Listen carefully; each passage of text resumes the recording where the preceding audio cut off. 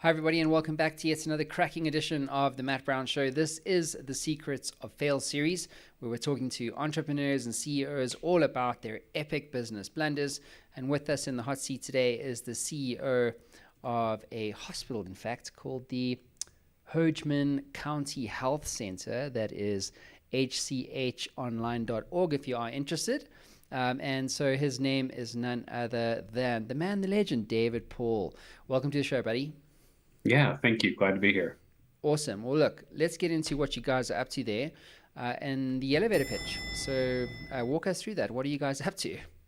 Yeah, so we are Hodgeman County Health Center in Hodgeman County in western Kansas. We're serving a large area of southwestern rural Kansas. Currently, we have a rural health clinic that we see most of our patients through, and we're also looking to build another clinic before the end of the year. So what makes you guys different? I would say what makes us different is our model in what we believe in and how we deliver our service. That really focuses on going away from a less personal model of service and taking it back to a more patient-centric model of service. Okay. So how many patients do you service per year, as an example? Oh, so we are being a smaller facility. We don't obviously service quite the volume that the other larger facilities do. We service somewhere around 10 to 12,000 patients a year. Wow. How does that make you feel? Like when you're touching so many lives in a very real way, how does it make you feel? I think it's a great feeling, especially in the rural areas. You really get to know your community, your patients, the people that you're servicing. They have a closer connection to you than when you're doing larger volume. You don't get to know those people as well because there's so many of them, and they just come through one right after the other.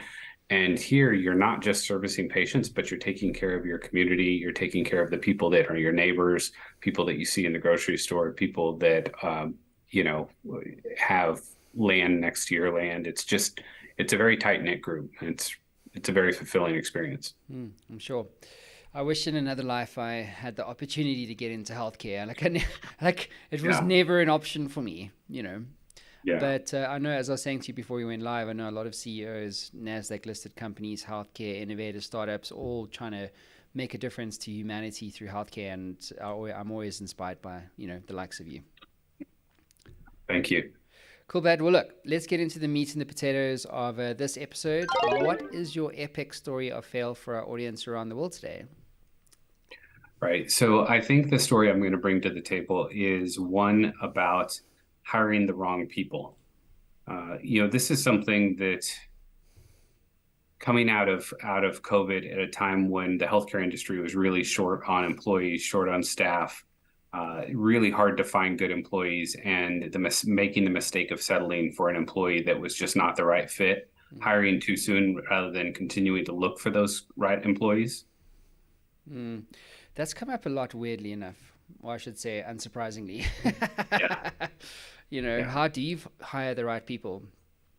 In Yeah. fact, I had Erin Murray. She's the CEO of a company that literally puts, qualified talent or people into hospitals. This is a recruitment company, and it's a constant struggle. Seems like.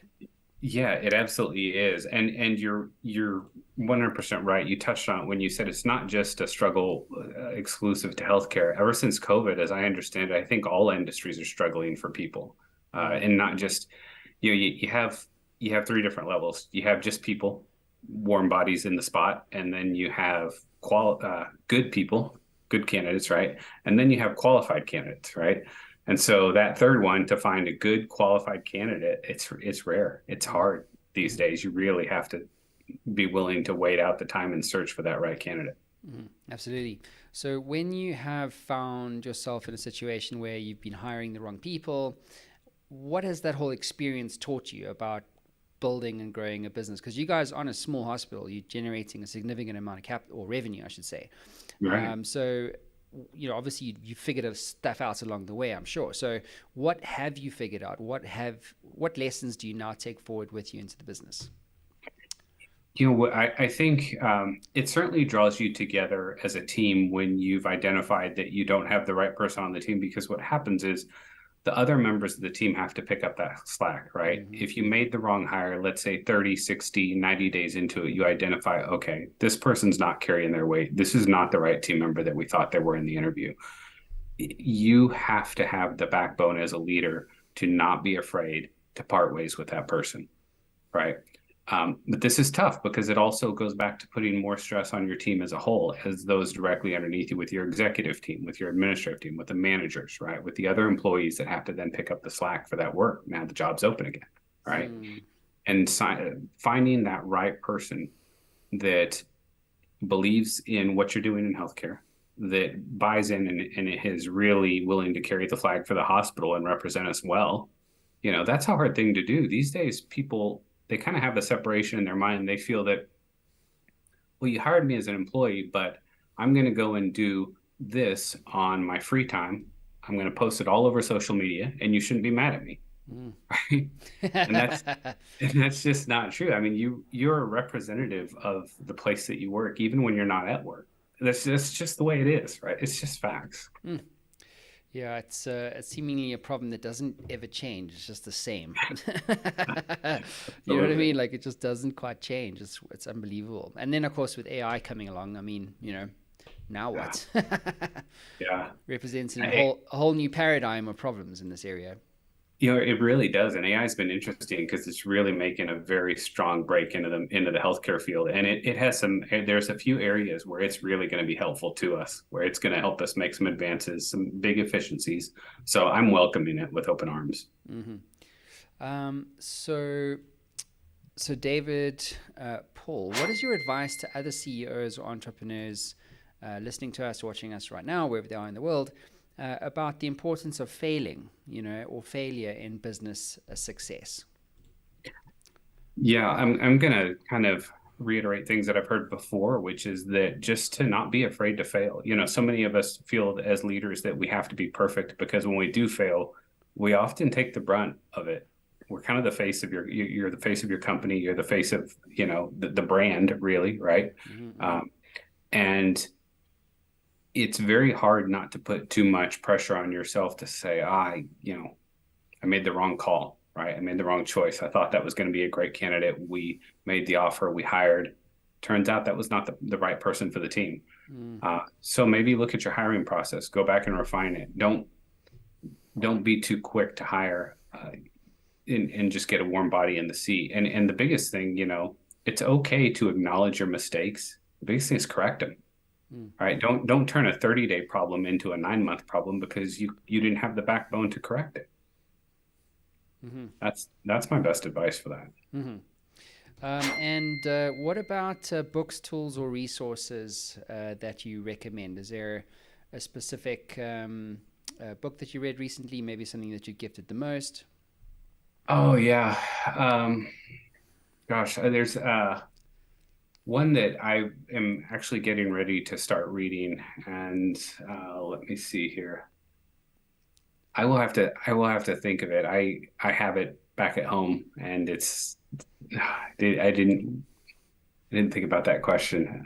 Don't worry about it. Yeah. I'm the same, buddy. Like, ask me what I read last week. I can't tell you. I can't even tell you what's on my side table. Yeah. Yeah, it's just a funny thing. What about podcasts or other resources? Mentorship networks, CEO networks, things like that.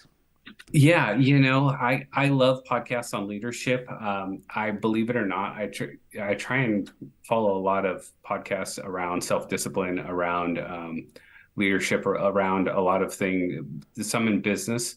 But I think those podcasts on leadership, self-discipline, self-improvement, I think those kind of touch all areas. It doesn't really matter what business you're in. You can grow your business as long as you're becoming a good leader, right? It's kind of industry agnostic, really.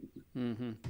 Yeah, I would agree 100%. I think podcasts are like the most underrated tool for learning, really. Even YouTube, quite frankly. I mean, I would say YouTube pretty much exists just to learn stuff. Yeah. Yeah, it's a fantastic tool. And even in small bites, it's don't underestimate the opportunities that are out there to learn. In the old days, you had to read, whether it was a newspaper, a magazine, go to the library and check out a book, right? Buy a book, something like that. And these days, if you have 5 minutes to get in a download of information, that's great. Take every opportunity you can to improve yourself. Yeah. Never let your education get in the way of your learning, apparently. Yeah. Well, David Paul, thank you so much for being on the show. It does conclude your time in the hot seat. I love that you're in healthcare. I love that you built something of value, that you make a difference to 12,000 people every year. I think that's a legacy thing for me. And a lot of us don't have that. So congratulations. Thank you. Thank you for having me on, Matt. Anytime. Everybody else, we'll see you again soon. Ciao for now.